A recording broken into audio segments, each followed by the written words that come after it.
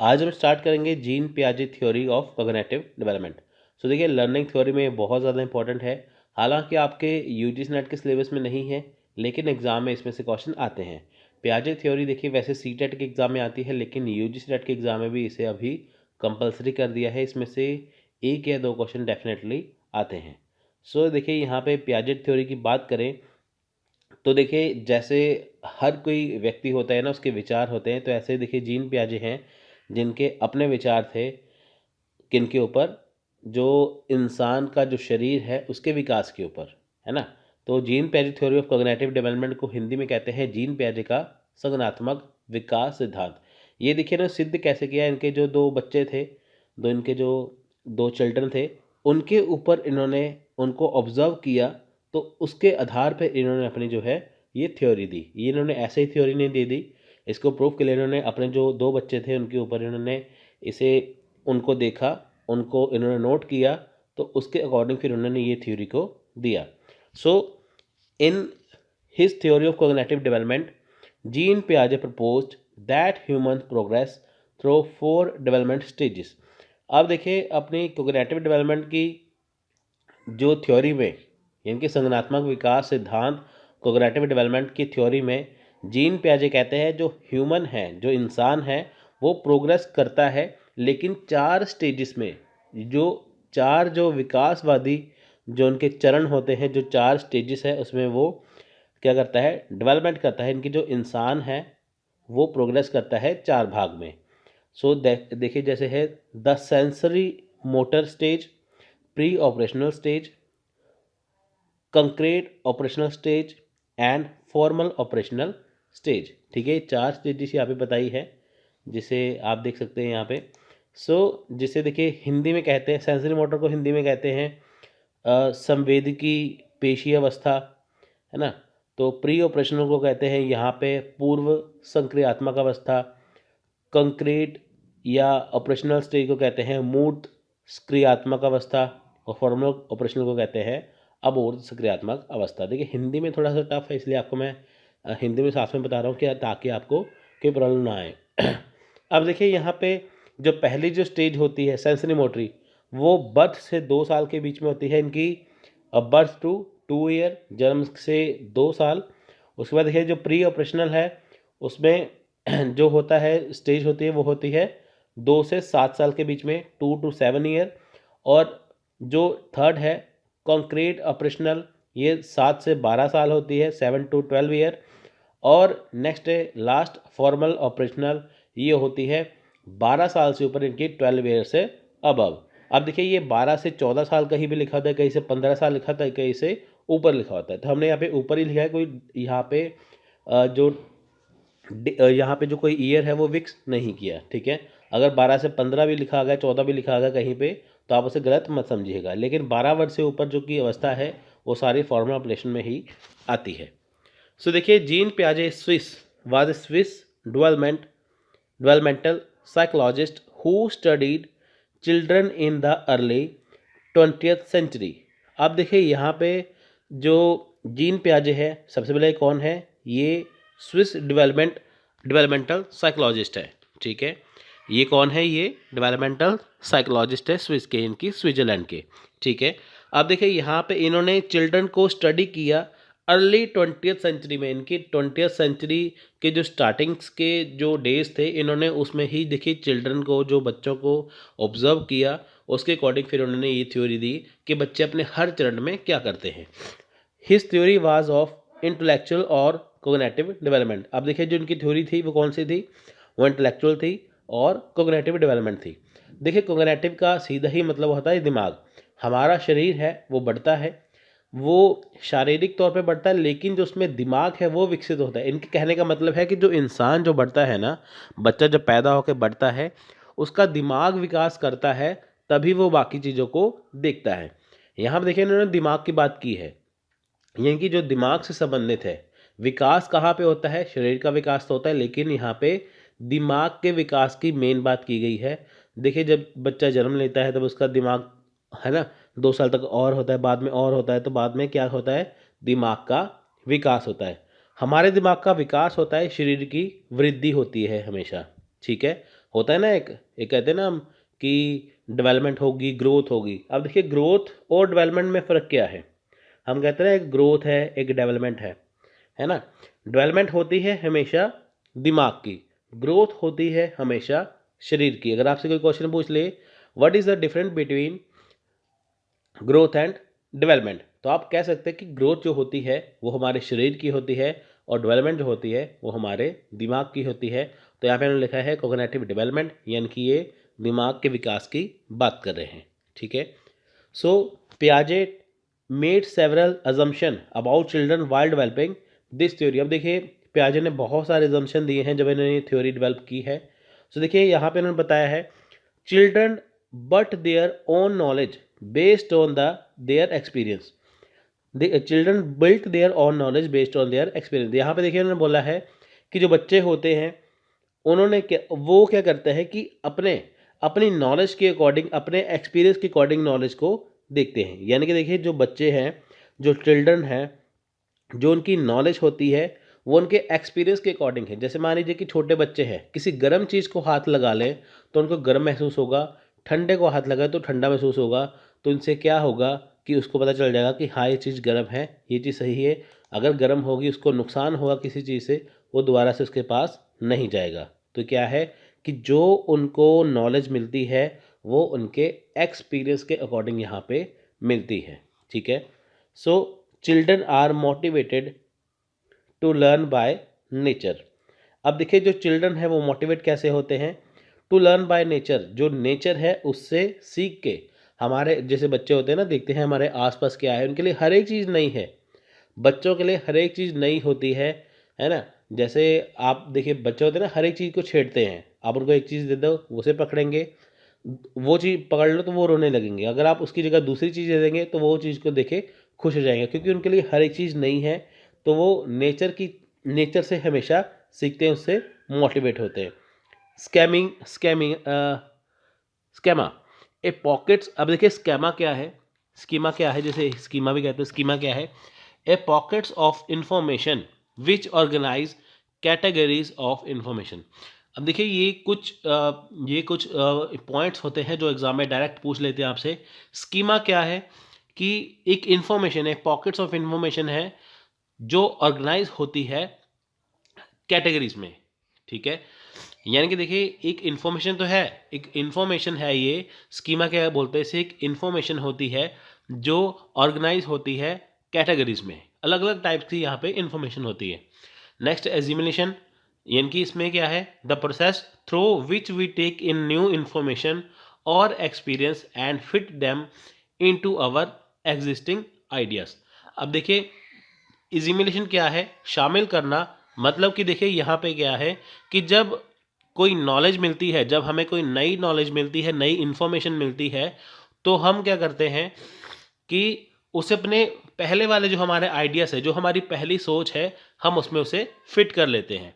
जैसे मान लीजिए आपको किसी चीज़ के बारे में कुछ भी पता है, अगर आपको उस चीज़ के बारे में नई नॉलेज मिलती है तो आप उसे पुरानी उसी चीज़ में उसे ऐड कर लेते हैं, वो होती है एजिमुलेशन। नेक्स्ट है कोग्निटिव इक्विलिब्रियम। ठीक है, कोग्निटिव इक्विलिब्रियम क्या है, a state of balance between an individual mental schema and external environment. अब देखिए ये क्या होती है कि ये एक स्टेट है, ये एक बैलेंस बिटवीन किस में है, इंडिविजुअल मेंटल स्कीमा। यानी कि देखिए जो हमारे दिमाग में जो चीज़ें ऑलरेडी हैं और उसके अकॉर्डिंग जो हमारा एक्सटर्नल एनवायरनमेंट है, तो उसके अंदर वो बैलेंस बनाता है। जैसे हम कहते हैं ना कि हाँ हम जैसे घर पे बैठे हम कहते हैं कि बाहर की दुनिया वैसी है, बाहर सारे बुरे लोग हैं या बाहर सारे अच्छे लोग हैं। जब हम बाहर निकलेंगे हमारे दिमाग में क्या है कि बाहर सारे बुरे लोग हैं। जब हम बाहर निकलते हैं हम देखते हैं ना बाहर अच्छे लोग भी हैं, तो हमारे दिमाग में क्या है, बैलेंस बनता है कि हाँ यहाँ पे क्या है कि अच्छे लोग भी हैं। यानी कि देखिए ये क्या है, ये बैलेंस है किसके बीच में, एक दिमाग के बीच में और एक एक्सटर्नल एनवायरनमेंट के बीच में। हम कहते हैं ना कि वहाँ नहीं जाना है, वहाँ पे जाना है, वहाँ ऐसा है, वहाँ वैसा है, वो चीज़ें ठीक है वो बैलेंस बनाती हैं हमारे दिमाग में। सो नेक्स्ट है accommodation. Jean Piaget to describe what occurs when new information or experience cause you to modify your existing schemes. अब देखिए जीन पियाजे यहाँ पे डिस्क्राइब करते हैं कि क्या होगा जब हमें नई इन्फॉर्मेशन मिलेगी या जब हमें नया एक्सपीरियंस मिलेगा, तो हम जो अपने पुराने जो आइडिया उसे क्या करेंगे, मॉडिफाई करेंगे। यानी कि देखिए हमें जो चीज़ है, देखिए इससे पहले जो हमने पढ़ा था एजिमुलेशन में, उसमें क्या था कि हमारे हमारे पास जो भी इन्फॉर्मेशन थी, हमने उसमें क्या किया कि नई चीज़ जो हमें एक्सपीरियंस मिला, नई इन्फॉर्मेशन मिली, उसमें हमने ऐड कर दिया। लेकिन एकोमोडेशन में क्या है कि हमने ऐड नहीं किया, उसे हमने मॉडिफाई किया, है ना।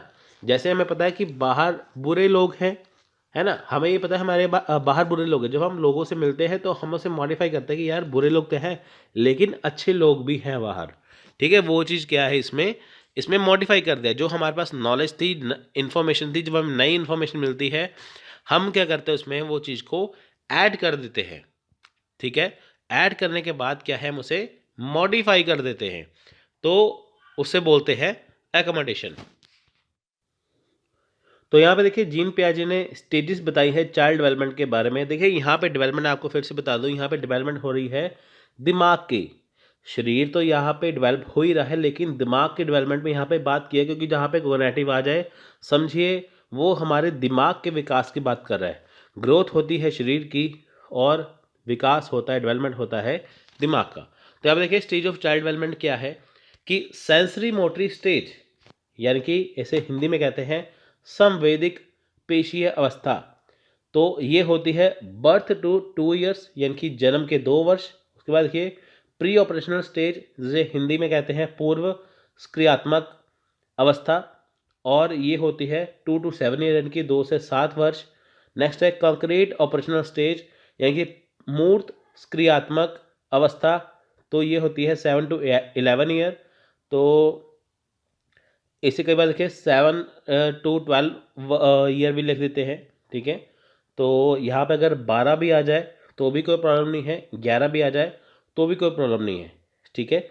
यहाँ पे से 12 भी कर सकते हैं, क्योंकि देखिए यहाँ पे बट 2 ईयर है, 2 to 7 है, 7 से यहाँ पे 12 कर सकते हैं यहाँ पे, ठीक है।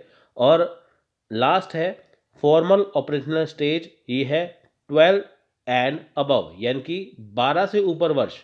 इसे हिंदी में कहते हैं अमूर्त सक्रियात्मक अवस्था, फॉर्मल ऑपरेशनल स्टेज। तो ये 12 वर्ष और उससे ऊपर की अवस्था है। कई बार देखिए यहाँ पे 12 से 15 वर्ष लिखा होता है, 12 से 14 लिखा होता है, तो वो भी ठीक है, लेकिन 12 से ऊपर उसके बाद विकास होता ही रहता है। इसके आगे कोई चरण नहीं है, ये लास्ट इसका चरण है, लास्ट इसकी स्टेज है। तो बर्थ से लेके 2 साल, 2 से 7, और 7 to 12, और 12 से अबव। तो इसकी स्टेजेस है यहाँ पे चाइल्ड डेवलपमेंट की। आप यहाँ पे पिक्चर में देख सकते हैं कि जब सेंसरी मोटर में देखिए जब बच्चा जन्म लेता है तो ऐसे बैठा हुआ है। उसके बाद देखिए उसे आइडिया आते हैं दिमाग पे, फिर वो देखिए चीज़ों को ऑब्जर्व करता है, अंडरस्टैंड करता है ना। उसके बाद देखिए फिर वो उसे सोचता है, ठीक है। यहाँ पे देखिए एक बच्चा है, उसके अलग अलग यहाँ पे स्टेजेस बताए गए यहाँ पे। सो देखिए फर्स्ट है सेंसरी मोटरी स्टेज, बर्थ टू 12 ईयर। अब देखिए इसे हम एक्सप्लेन करते हैं कि संवेदीय पेशी अवस्था, सेंसरी मोटर, जन्म से लेकर 2 वर्ष के बीच में। This period is known as birth to 2 year period. In this period a infant control his muscle. Infant का मतलब होता है छोटा बच्चा। अब देखिए जन्म से 2 साल यानी कि बर्थ से लेके 2 ईयर्स के बीच में ये पीरियड है। इसमें जो इन्फेंट है, जो छोटा बच्चा है, वो अपने मसल्स के ऊपर यानी कि अपनी मांसपेशियों के ऊपर क्या है, वो कंट्रोल्स करता है, ठीक है। The main achievement during this stage is object permanence, knowing that an object still exist even it is hidden. अब देखिए यहाँ पे मेन अचीवमेंट क्या है इस स्टेज में, कि जब भी कोई ऑब्जेक्ट होता है उसे ये लगता है कि जब भी कोई ऑब्जेक्ट है ना, जैसे वो किसी चीज़ को देखता है ना, तो उसे ये लगता है कि वो चीज़ है लेकिन वो चीज़ नहीं होती। जैसे होता है ना कि बच्चे अपने आप रोने लग जाते हैं, अपने आप हंसने लग जाते हैं, है ना, किसी चीज़ को कैसे दीवार के ऊपर देख रहे हैं तो उसे रोने लगते हैं, देखने लगते हैं, तो उनको लगता है कि कोई चीज़ें हैं, अभी भी हैं, लेकिन वो होती नहीं है, वो हिडन होती है। तो उसमें क्या है, उन बच्चों को इस स्टेज में ये कुछ देखने को मिलता है। इन पियाजे थ्योरी ही In Piaget theory, the sensory motor stage occurs first and is defined as the period when infants think by mean of their sense and motor action. अब देखिए अकॉर्डिंग टू अगर पियाजे थ्योरी की बात करूँ, यहाँ पे जो सेंसरी मोटर स्टेज है वो सबसे पहली स्टेज है। उसके बाद देखिए जो चीज़ें आती हैं, यानी कि जो पीरियड आता है उसे डिफाइन किया जाता है जब इन्फेंट यानी कि जो सोचता है, जो बच्चा जो सोचता है अपने किससे सोचता है, वो अपने सेंस से या मोटर एक्शन से। यानी कि सबसे पहले क्या है, सेंसरी मोटर स्टेज आएगी सबसे पहले, उसके बाद वो चीज़ों को सोचने लगेगा। वो कैसे सोचेगा, अपने सेंस से या अपने एक्शन से। बच्चे होते हैं ना हाथ हिला के या कुछ चीज़ों को देख के ऐसे, है ना। अब जैसे बच्चे हाथों से ही वो चीज़ को कर देखते हैं। जैसे मान लीजिए बच्चों को आपने कोई चीज़ खाने को दे दी, है ना, कोई भी चीज़ आपने बच्चों को दे दी, वो क्या करेंगे, वो बच्चे उसे मुंह में डाल लेंगे, चाहे वो खाने की चीज़ हो चाहे कोई भी चीज़ हो, वो उसे मुंह में डाल लेंगे। वो क्या करेंगे, उसे अपने सेंसेस के अकॉर्डिंग उसे पहचानेंगे क्या चीज़ खाने वाली है क्या नहीं खाने वाली। अगर खाने वाली है तो वो खा लेंगे, नहीं खाने वाले है तो उसे वो फेंक देते हैं। कोई भी चीज़ है वो बच्चे अपने उसे मुंह में डाल लेते हैं, होता है ना ऐसे। तो पहले क्या है कि वो चीज़ें, ये सबसे फर्स्ट स्टेज है कि यहाँ पे वो धीरे धीरे यहाँ पे सीखता है। अगली बार आप उसे सेम चीज़ देंगे, वो उसे मुंह में नहीं डालेगा, वो उसे ऐसे ही पकड़े रहेगा, क्योंकि इससे पता चल गया कि खाने की चीज़ नहीं है ना। So as every new parent will attest infant continually touch, manipulate, look, listen to and even bite and chew object. देखिए वही बात आ गई कि जो भी नए पेरेंट हैं वो यहाँ पे देखेंगे कि जब भी बच्चे होते हैं तो वो चीज़ों को टच करते हैं, है ना, चीज़ों को तोड़ते मरोड़ते हैं, उसे देखते हैं, सुनते हैं और चीज़ों को बाइट करते हैं, उस और कुछ चीज़ों को यहाँ पे चबा लेते हैं, है ना। आजकल देखिए काम क्या है, काम सिंपल हो गया। जैसे मान लीजिए कि पहले के अकॉर्डिंग देखिए डिजिटल ज़माना तो था नहीं, पहले बच्चों को खिलौने अलग होते थे। आजकल क्या है, मोबाइल आ गया साथ में, तो बच्चे खिलौने अलग हो गए, है ना। तो बच्चों को कुछ भी कार्टून लगा के दे दो आप साथ में, तो वो उसे देखता रहता है कार्टून को, है ना, वो देखता रहता है, देखता रहता है, देखते रहता है। तो बाद में उसे आदत उसकी पड़ जाती है, अगले दिन वो फिर से देखेगा। तो उससे क्या है, अगर उसमें मान लीजिए आपने कुछ चीज़ लगा दी, अगर उसमें कोई ऐड आ गई बीच में, तो उसे वो शोर मचाने लगेगी कि हाँ, आप इसे ऐड को काटो, क्योंकि उसे क्या देखना है, इसे कार्टून देखना है जिसकी उसे आदत पड़ी हुई है। ये आपको मैं आज के ज़माने की एग्जांपल दे रहा हूँ, लेकिन जो पियाजे थ्योरी है ये 20वीं सेंचुरी की है, अर्ली 20वीं सेंचुरी की, है ना। आपको मैं एग्जांपल के तौर पे आपको यहाँ पे मैं बता रहा हूँ। तो यहाँ पे क्या है कि जो बच्चे होते हैं वो हर एक चीज़ को टच करते हैं, मैनिपुलेट करते हैं, तोड़ते मरोड़ते हैं, फेंक देते हैं, चीज़ों को चबाते हैं। तो ये चीज़ें इसमें आती हैं। So according to Piaget, these actions allow children to learn about the world and crucial to their early cognitive development। अब देखिए पियाजे के अकॉर्डिंग क्या है, ये जो सारे एक्शन बच्चे करते हैं, चीज़ों को खा लिया, फेंक दिया, तोड़ मरोड़ दिया, इससे बच्चे सीखते हैं हमारी दुनिया के बारे में कि क्या चीज़ें खाने वाली हैं, क्या फेंकने वाली हैं, क्या उनके काम की है, क्या उनके काम की नहीं है। ठीक है, वो सारी चीज़ें। अब देखिए यहाँ पे कुछ स्टेजेस ऐसी हैं कि जैसे मान लीजिए कि जैसे जो पियाजे हैं उन्होंने इसको और ज़्यादा डिफाइन किया है। आपको मैं यहाँ पे बता, लिखा नहीं है, फिर भी आपको मैं अपने तरीके से बताता हूँ। यहाँ पे देखिए, यहाँ पे लिखा है कि जैसे जन्म से लेके 2 साल है, बर्थ टू 2 ईयर यहाँ पे लिखा हुआ है ना। यहाँ पे पियाजे ने देखिए कुछ जैसे 5 या 6 स्टेजेस और यहाँ पे बताई थी। जैसे कि उन्होंने बताया कि बच्चा जन्म से लेके 1 महीने तक क्या करता है, 1 महीने से 3 महीने के बीच में क्या करेगा, फिर 4 से 6 महीने के बीच में क्या करेगा, 7 से 10 महीने में क्या करेगा, 11 से 18 महीने में क्या करेगा और 18 से 24 महीने में यहाँ पे क्या करेगा। जैसे मान लीजिए कि पहले जो 30 डेज़ हैं, यानी कि 30 दिन होते हैं पहले जन्म से लेके पहले तक, पहले वो जैसे होते हैं ना कि सिंपल सी वो चीज़ें करेगा, जैसे हाथ पाँव मार दिया, ऐसे कर दिया, वो है ना, ऐसे लेटे लेटे करेगा। उसके बाद देखिए फिर जब 1 से 3 महीने आते हैं, फिर उसमें वो और अलग थोड़ी सी चीज़ों को करता है ना। तो जैसे बच्चे हिलते जुलते रहते हैं। उसके बाद देखिए जब 4 से 6 महीने आते हैं, तो मौसम में होते हैं ना कि बच्चे बैठने की कोशिश करते हैं, उठने की कोशिश करते हैं, है ना, वो चीज़ें। उसके बाद देखिए यहाँ पे फिर 7 से 10 महीने आते हैं कि बच्चे यहाँ पे रेंगते हैं, जैसे हमें कहते हैं ना, ऐसे रेंगते रहते हैं ऐसे करके। उसके बाद देखिए फिर बच्चे 11 से 18 महीने में जाते हैं, तब फिर क्या करते हैं, वो चलना थोड़ा थोड़ा स्टार्ट कर देते हैं, है ना। फिर वो चलना स्टार्ट कर देते हैं, फिर वो थोड़ा थोड़ा बोलते भी हैं। और जब 18 से 24 महीने होते हैं, फिर वो भागते भी हैं, फिर वो बोलते भी हैं, है ना, उनको उठना बैठना यहाँ पे आ जाता है। तो ये सारी चीज़ें किस में आती हैं, ये सेंसरी मोटर में ही सारी चीज़ें आती हैं। सो नेक्स्ट है, देखिए यहाँ पे प्री ऑपरेशनल स्टेज, ये है 2 से 7 साल यानी कि 2 to 7 ईयर के बीच में ये स्टेज आती है। सो इसे हिंदी में कहते हैं पूर्व क्रियात्मक अवस्था। So during this stage young child can think about things symbolically.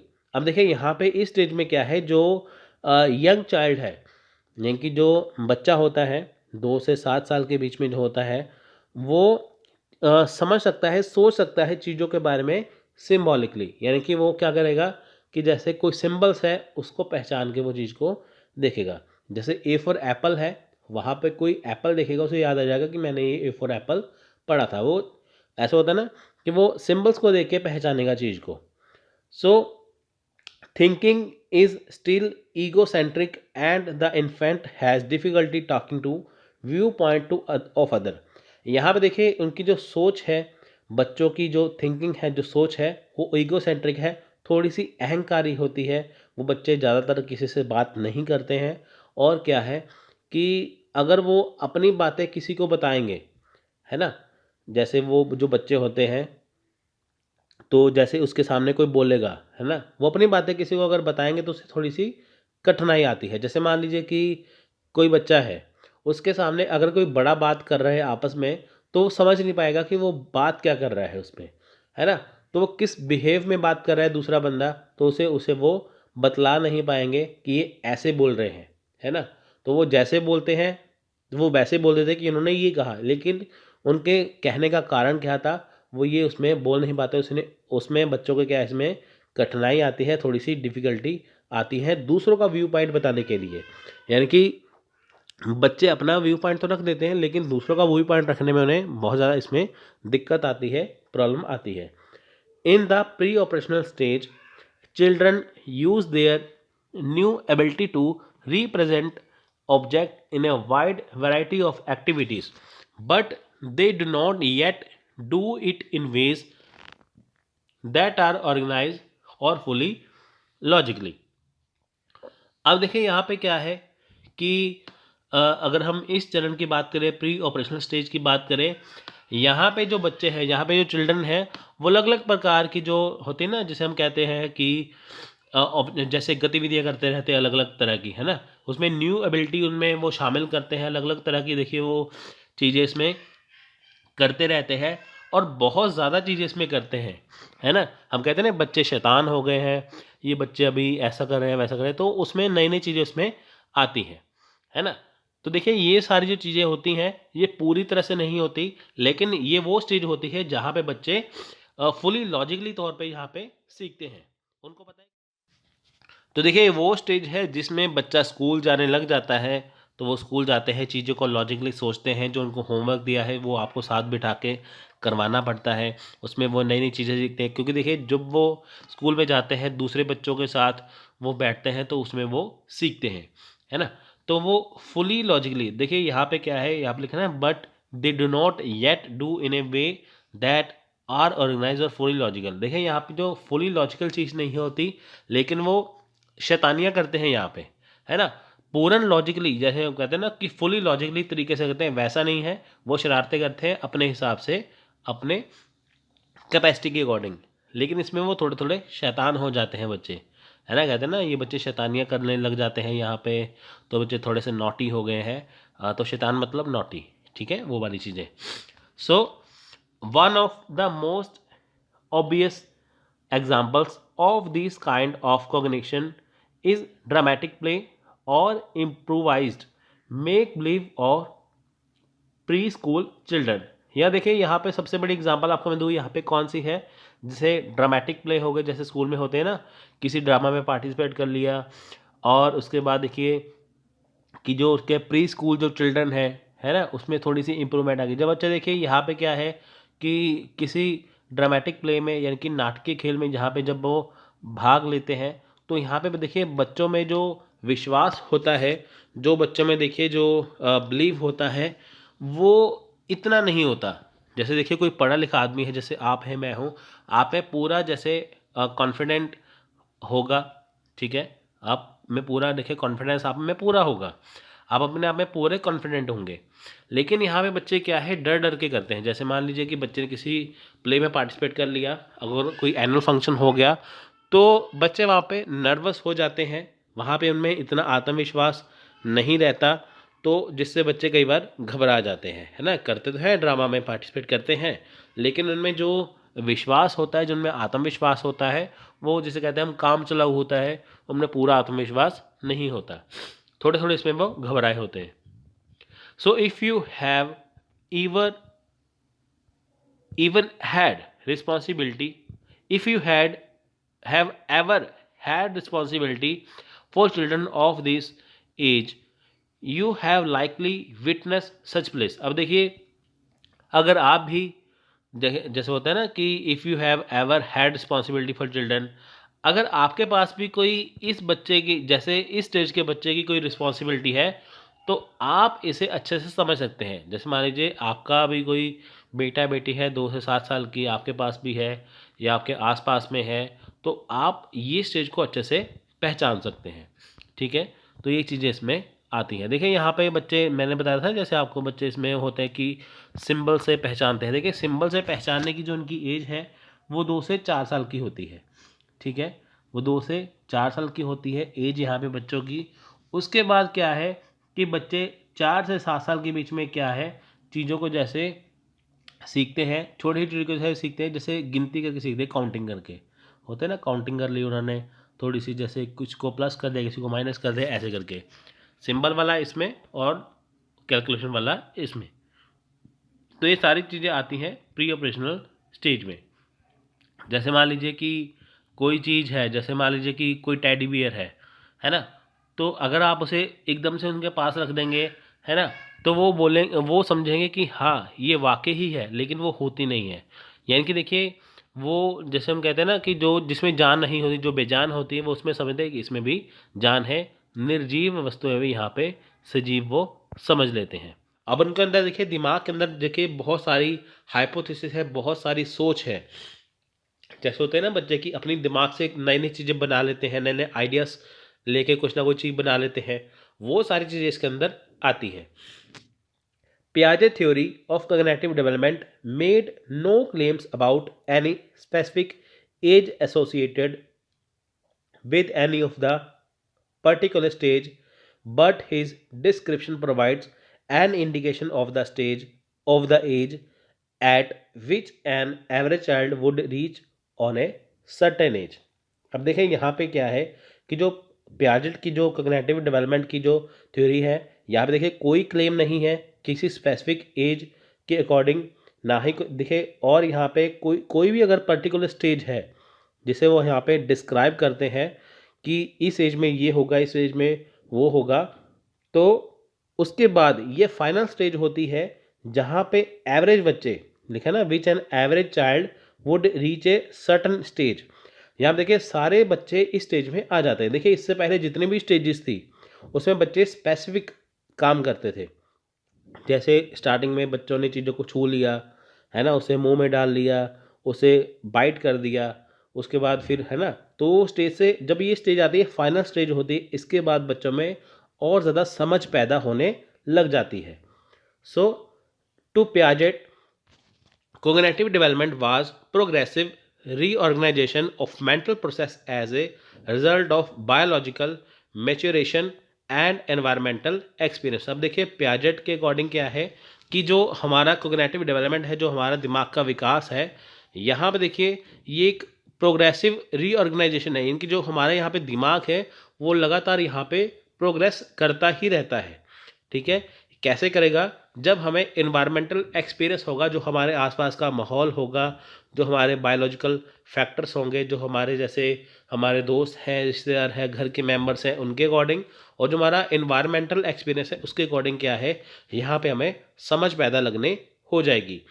So children construct an understanding of the world around them. अब देखिए बच्चे जो है वो सीखते हैं जो उनके आसपास का जो वर्ल्ड होता है, जो दुनिया होती है, उससे वो अच्छे से समझते हैं। हम कहते हैं ना सोसाइटी में ये बच्चे हैं, सोसाइटी में लोग ऐसे हैं, हमारी सोसाइटी में लोग वैसे हैं, तो बच्चे इनको समझने लग जाते हैं।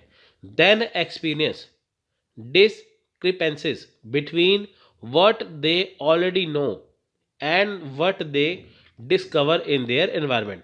अब देखिए बच्चों को यहाँ पर समझ आने लग जाती है कि उनको पहले क्या पता था, अभी उन्होंने क्या चीज़ नहीं पता लगाई है। देखिए जैसे पहले बच्चे सोचते हैं ना कि उनके अकॉर्डिंग दुनिया ऐसी है, ये चीज़ ऐसी है, लेकिन जब उन्हें वाकई में पता चलता है कि ये चीज़ ऐसी है तो उनको वाकई वो पता चल जाता है।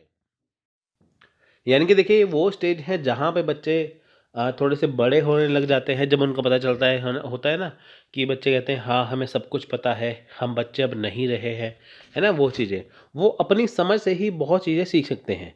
यहाँ पे पहले बच्चों को सब कुछ सिखाना पड़ता था, लेकिन ये जो फाइनल स्टेज है वो स्टेज है जहाँ पे बच्चे अपनी समझ से ही चीज़ों को सीखते हैं और अपनी समझ का ही निर्माण करते हैं, अपनी समझ से ही सारी चीज़ों को सीखते हैं। जैसे देखिए बच्चों को कोई प्रॉब्लम आ जाती है तो बच्चे खुद अपनी प्रॉब्लम को सॉल्व कर सकते हैं। जब बच्चे छोटे होते थे तो बच्चे रोने लग जाते थे कहीं भी प्रॉब्लम आती थी, लेकिन अभी यहाँ पे वो रोते नहीं हैं। अभी वहाँ पे वो अपनी प्रॉब्लम का सॉल्यूशन ढूंढते हैं। और जो उनका जो होते हैं ना कि जैसे सोचने की जो कैपेसिटी होती है, क्षमता होती है, वो भी यहाँ पे बढ़ जाती है। और उनके अंदर देखिए नई नई चीज़ें यहाँ पे उत्पन्न हो जाती हैं, नई नई चीज़ें यहाँ पे आती हैं। जैसे देखिए नए नए आइडियाज़ आते हैं बच्चे के मन में, है ना। वो सारी चीज़ें इसमें उनके अंदर आती हैं। तो यहाँ पे बच्चे थोड़े से समझदार होने स्टार्ट बच्चे यहाँ पे समझदार होने स्टार्ट हो जाते हैं। सो देखिए ये 4 स्टेजेस हैं जो आपको मैंने यहाँ पे बताई हैं कि जैसे पहली जो हमने स्टेज देखी, यहाँ पे देखिए सेंसरी मोटर, फिर प्री ऑपरेशनल, फिर कॉन्क्रीट ऑपरेशनल, फिर फॉर्मल ऑपरेशनल स्टेज। तो ये वो 4 स्टेजेस हैं जो हमारे लिए बहुत ज़्यादा ज़रूरी हैं। सो देखिए अब हम बात करते हैं यहाँ पे लास्ट में कि हाउ इज़ पियाजे थ्योरी डिफरेंट फ्रॉम अदर। अब देखिए पियाजे की जो थ्योरी है वो अलग कैसे है। देखिए यहाँ पे मैं लेके चलता हूँ जीन पियाजे वर्सेस वाइगोस्की। ठीक है, Vygotsky claimed that cognitive development is led by social interaction and children are social beings. Vygotsky का यहाँ पे दावा है, यहाँ पे कहना है, ठीक है, दावा ही है, क्लेम्स कर रहे हैं ना इसलिए वो दावा है। वो कहते हैं कि जो कोग्निटिव डेवलपमेंट है, जो हमारा संज्ञानात्मक जो विकास है, जो हमारा विकास दिमाग का विकास है, वो कैसे होता है, वो होता है सोशल इंटरेक्शन से और सोशल बीइंग से। ठीक है, जब देखिए बच्चे दूसरों बच्चों के साथ जुड़ते हैं या उन्हें समाज से कुछ सीखने को मिलता है, वो उसको देख के ही सब कुछ समझ सकते हैं, क्योंकि वो एक सामाजिक प्राणी है, क्योंकि वो एक सोशल बीइंग है। यानी कि जो भी बच्चे यहाँ से सीखते हैं, जो भी बच्चों का दिमाग यहाँ पे विकास करता है, कोग्निटिव डेवलपमेंट होता है, उसके पीछे क्या है, सोशल इंटरेक्शन है। जब बच्चे बाहर निकल के देखते हैं तो ही उनको चीज़ों के बारे में नॉलेज मिलती है। जबकि देखिए यहाँ पे पियाजे क्या कहते हैं, whenever whereas Piaget believed that a child development is led by his own self-centered and focused activity as he is more independent. लेकिन यहाँ पे पियाजे सोशल इंटरेक्शन को नहीं मानते। वो कहते हैं कि जो एक बच्चे का दिमाग होता है वो उसके अपने सेल्फ कंट्रोल के अंदर होता है और वो अपनी एक्टिविटीज़ के ऊपर फोकस करता है कि जिससे वो और ज़्यादा इंडिपेंडेंट होता है। यहाँ पे देखिए वाइगोस्की कहते हैं कि बच्चे का जो दिमाग का विकास होता है वो सोशल इंटरेक्शन से होता है जब बच्चा बाहर निकलता है, लेकिन पियाजे यहाँ पे कहते हैं कि बच्चे का जो दिमाग का विकास होता है वो उसके सेल्फ कंट्रोल के द्वारा होता है। सो नेक्स्ट देखिए यहाँ पे पियाजे वर्सेस कोहोइलबर्ग। तो देखिए यहाँ पे पियाजेट कहते हैं कि moral development is a construction process and the interplay of thought and action creates moral concept. देखें यहाँ पे पियाजे कहते हैं कि जो मॉरल डेवलपमेंट है, यानी कि जो नैतिक विकास है, वो एक निर्माण की प्रक्रिया है। यानी कि जो एक मॉरल डेवलपमेंट है वो किसका प्रोसेस है, कंस्ट्रक्शन का, यानी कि निर्माण का एक प्रोसेस है।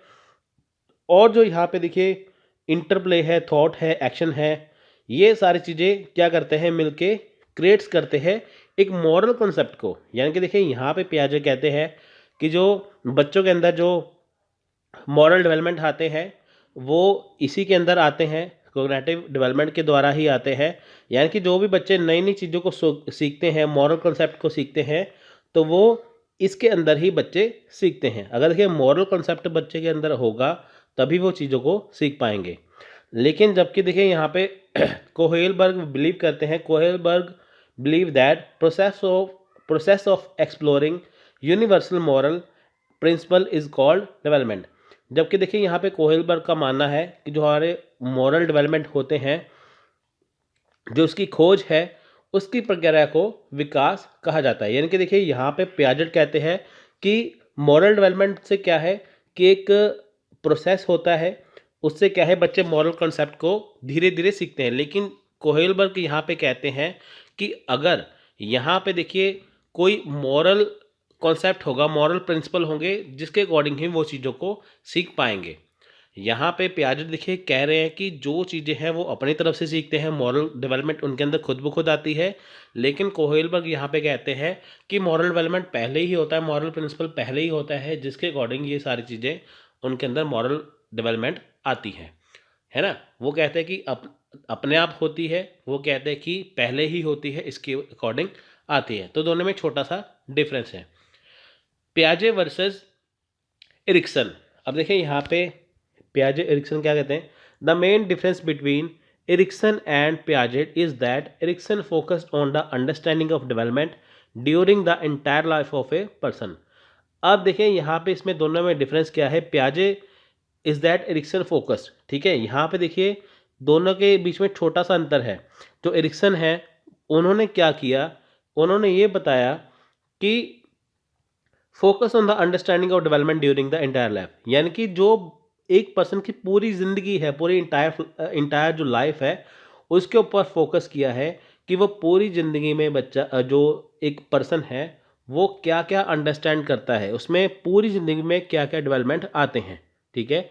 यानी कि पूरे जीवन को, पूरी लाइफ को एरिक्सन ने यहाँ पे डिफाइन किया है, पूरी लाइफ को यहाँ पे अंडरस्टैंड किया है कि पूरी लाइफ में यहाँ पे क्या क्या डेवलपमेंट आती है। देखिए लेकिन जब पियाजेट है, उन्होंने Piaget mainly faces life events that occur from infancy to the late teenagers years।